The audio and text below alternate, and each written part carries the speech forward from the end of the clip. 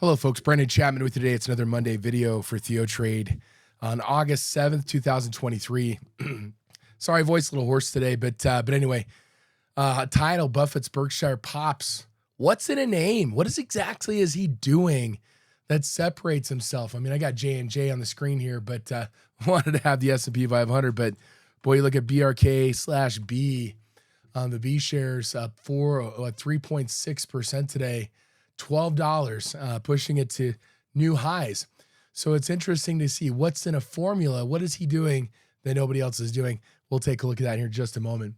All right, so let's look at the S&P 500. So if we look at the S&P, we are down. We're up today, rather, up 0.87%. You look at the Nasdaq 100, it's up 0.85%. But the leader today, if you look at the Dow Jones, the diamond's up 1.13%. And you look at the top components here, or I guess by symbol, by percent change, Amgen, Boeing, Johnson & Johnson, Caterpillar, Dow, United Healthcare in the mix there as well, McDonald's, Nike.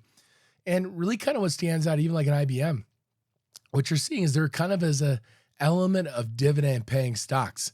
And so I did a session last Thursday, on dividend aristocrats. And I got a couple of different lists here, value stocks, dividends for small caps, mid caps, and just my standard dividend aristocrat stock. And what you notice here is that you look at a good broad swath of the dividend aristocrats list. A lot of them outperforming the S&P 500 today. So are we starting to see a rotation towards income, maybe a rotation towards some value maybe, but definitely a desire right now to generate dividend income, maybe something that the market's looking around at. And as we look at the 10-year treasury yield, it was up slightly today, but backing off the highs. So there's one of two things that can happen here, right? One thing that can happen is that yields really start to pick up. This is something I've talked about for the last couple of weeks. The notion that we may see a bull flattening of the yield curve. What does that mean? Well, this is at 4%. Well, 13-week treasuries, if I bring up IRX, this is standing at about 5.25%. So bull flattening means what? Like your 10 and 30-year, 5-year, 2-year, et cetera, start to approach or move towards the shorter term rate, in this case, the 13-week T-bill, which pretty closely mirrors what the Fed funds rate is. And so this flattens the yield curve from being more inverted. And this will be based on what? It's based on the idea that our longer term inflation expectation is going to change. I mean, last I looked, we were kind of down here in terms of 10-year inflation expectations. Well, what's happening right now in terms of energy and food, other things, I realize those are headlines. But if we start to see inflation start to rear its ugly head again, we might see long-term inflation expectations rise, which may create pressure on the treasury yield. The only question is, how does the market deal with that in the near term? Well, recently, we've seen massive runs in technology. Of course, Apple, being the biggest cap name in that space, Apple's taken it hard the last couple of days, right? NVIDIA has not exactly been trading at new all-time highs. And in fact, as we look at the sector performance in the last 6 weeks, notice that energy is topping the list here at 12%. Financials are topping this and up strongly at 1.4%. Why are financials moving? Well, at least in part, banks should be improving. If the yield curve is flattening, meaning that long-term rates are rising as they borrow short and lend long, it should improve their margins, and that should help them, right? Higher interest rate, obviously, maybe helping insurance companies in terms of that cash that's set aside, able to earn a higher yield, and some indication from Berkshire's earnings that underwriting premiums, other things are doing better. And they have a $150 billion cash hoard right now. But as we look across, I mean, certainly you got your communications in there. That's mostly your meta. But again, as you look at stuff that's performing the worst, technology is right down there near the bottom. And certainly cyclicals were recently kind of buffeted up by, pardon the pun, by Amazon's earnings. And so the idea is that, look, I mean, the market's searching for some place to put cash that may earn yield. And for the time being, if the market's going to continue to edge higher, it may look for dividend-paying names or more stable names that may be trading at reasonable values. Now, our intent today is not to look at really the valuation of Berkshire Hathaway, but really look at what's the secret formula here for Berkshire. Again, has been fairly resilient, trading at new highs, been edging higher for the last few weeks. What exactly has Berkshire been doing that's different than other parts of the market, being a larger company as well? So I thought, hey, let's start off by looking at the top holdings or the holdings of Berkshire Hathaway. And this is where things get really interesting. You look at the percent of portfolio and notice something here, right? Apple represents 44% of their portfolio. Then you've got Bank of America, American Express. Then you got some stodgy stuff, Coca-Cola, right? Kraft Heinz. I'm getting kind of down here. We're getting down to like under 1% here, but some of their bigger holdings, 3% in Kraft Heinz, American Express. We've got some energy in here as well, in case of Chevron, for example. And I thought I saw Exxon, but I didn't. Anyway, so Chevron's in there. So the idea is you get some defensive names, Coca-Cola in there too. So you get energy, Occidental, duh. But it's been a large holding. And then it drops off. So all this stuff down here is virtually nothing. What does it really mean, right? Very little. And I mean, you could kind of coordinate this by sector or by industry specifically. But you see some stodgy names in here. You see energy, banks, and of course, Apple makes up most of it. So when we look at Berkshire Hathaway and what it really does, what is it really doing? It's just basically owning Apple. And right now, it just happens to be he's picking an area or has an area that right now is offsetting the weakness in Apple. And that's namely what? Energies and financials. So is there any secret to what Berkshire is doing and Buffett? Well, the reality is no. Other than what? And I did a session last week talking about socialized investing. The notion is, do you buy the S&P 500 and buy the good, the bad, and the ugly and be weighted towards a handful of stocks that you really haven't decided the merits on? Or you decide to pick a handful of companies, let's say 10, or if you have a larger account, maybe 20, maybe stretching to 30. Well, if we use Buffett as an example here, right? Going back and looking at his portfolio, notice here 44% in Apple, okay? You start to add a Bank of America and American Express. What are you? You're basically 1, 2, 3, 4, 5, 6, 7, 8 deep. Then you get down to, south of 2%, like we had maybe another 5 here. So when you think about companies that have a 1% holding or more in Berkshire Hathaway, we're talking about what? A list of, less than 15 stocks. And so it really puts perspective on is that, look, I mean, if you're trying to be Warren Buffett, I probably wouldn't necessarily advise to being outside a company, but I guess if there's one company to do it, it's probably Apple for the time being, but recognize eventually Apple is going to come down. And so a lot of Warren Buffett's genius is Apple and basically putting half his eggs in one basket and then having some stuff in there, like for an example, financials and energy that are kind of bucking the trend in the market in part because oil is going to drive inflation. Number two, inflation is going to drive long-term interest rate higher. Well, as long-term interest rates get driven higher, guess what? That benefits financials. And so again, you have this kind of scenario here that's playing out in the financials and energy space. And so there's not really any main secret, right? Is there any secret sauce that Buffett has in this? By looking at the portfolio, would you have to say, not really. This is something that can be replicated on your own. Maybe not always the performance, because guess what? His performance is kind of lucky here because why? Apple's done so well. If Apple hadn't have done well, then guess what? He wouldn't have done as well. But the idea that we can create a portfolio of 10, 15, maybe 20 stocks that reasonably may have a chance of outperforming the market and get out of the dog days of investing in ETFs and invest in multiple ETFs that are just invested in Apple and Google and Microsoft, right? Investing in ESG funds that are investing in the same companies over and over again and not really being diversified and buying a lot of the dogs out there. It's like cable TV, right? You buy the bad channels for 1 or 2 channels you really like. So the idea is SPY, these other ETFs, you're really in a mode of buying what? Socializing everything, right? Saying, look, this company is just as good as this company.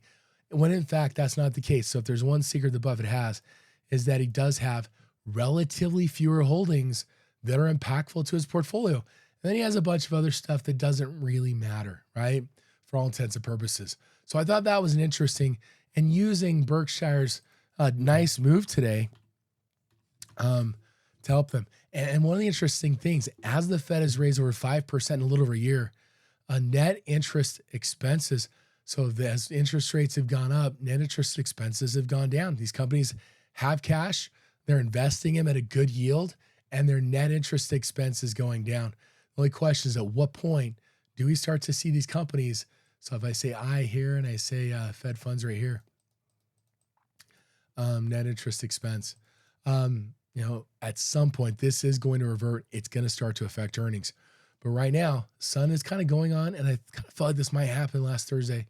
And I talked about the dividend aristocrats, companies that paid dividends for 25 years and raised dividends for those 25 years as well. And again, looking at some of these companies as opportunity, whether or not you're focused on the dividend, but just the idea the market may be searching around with fear of interest rates going higher, searching around for some stable companies that may pay dividends. And this is certainly a list in there. So other stuff in the news, Capri Holdings. I think this is interesting. It's not exactly a story that's super great. When I say that, what I mean is they have earnings before the market on the 10th of August. What does that mean? I mean, this is a company that, if we go up to the Analyze tab here, fundamentals, this is a company, Versace, Jimmy Choo, Michael Kors.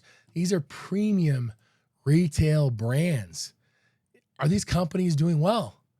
And right now, what you see is the company's earnings trajectory is rather stagnant. Okay. And so it's not trading at some significant valuation here unless earnings continue unless earnings do turn around. And so with earnings coming up, I thought it was interesting today. And again, this doesn't mean the stock's going to go higher, but 7,600 contracts mostly bought at the 42.50 for SEP. This creates an interesting opportunity. With the 1/3 retracement, it's 47.60. Could you buy the stock and buy a $35 put? Now, this $35 put for August, it's going to cost you about $1.80 at the mid here. It's like you're buying at the highs in the range over the last month. Not terrible, but if the earnings come out well, we could see a significant jump in this stock. May have a chance of reaching 47. Otherwise, you've got a guaranteed right to sell 100 shares at $35. So meanwhile, you have about, $2 of risk, about almost $3 of risk, about $2.70 of risk. Take the price you're buying it, add the $1.70 for $1.80 for the call. You have nearly $3 of risk, but you may have here about $12 of upside. The risk and reward looks pretty good. Keying off of what? Keying off of that activity, saying, let's look at it. And the numbers do work out relatively well if you feel the risk is worth it. Another stock in here. This is a high short interest stock. Are we looking at another short squeeze in Palantir? Well, the company announced earnings. The stock sold off today. The company looks like they beat analyst estimates by 4 cents. Stock still declined. We've seen this a lot with guidance being down, but we did rally off our lows and form this nice little hammer formation. What if we start to break through the high? Can we create kind of a gamma squeeze that could drive the stock higher and generate a short squeeze? The options were traded today was a $23 out of the money on Palantir. So again, I mean, that option has a very small chance of going in the money, but it does provide kind of a near-term target. The interesting thing with this one is that, look, rising volatility. You could buy an 18.5 and sell a 20.5, or buy a 19 and sell a 21. You could, because we have rising vol. We're buying the lower vol, selling the higher vol in here, and this creates this upside opportunity. Limited risk, very high reward, low probability. But all this thing we have to do is get to 21, depending on which upper strike you choose. And we're coming off an oversold level after a sell-off today, rallying towards the lows. You could look at the high today as a trigger tomorrow, see if we can trade through it. If we do, look at that upside call spread. See if we get a near-term bounce. It could pay off handsomely if Palantir does rally. Another high short interest stock here is Coinbase. We're in this kind of downward sloping channel. You could look for a breakout of this channel, but coin today was 11 AUG 87. So just slightly out of the money here. But again, can it create some gamma? Want to see the stock trade higher? Again, trading through this upper channel. But near-term target over the next couple weeks, we could see 110. Sorry about that. We could see 110.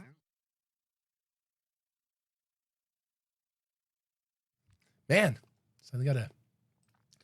So as we look at this one here on coin, it's an 11 AUG 87. So again, it's out of the money.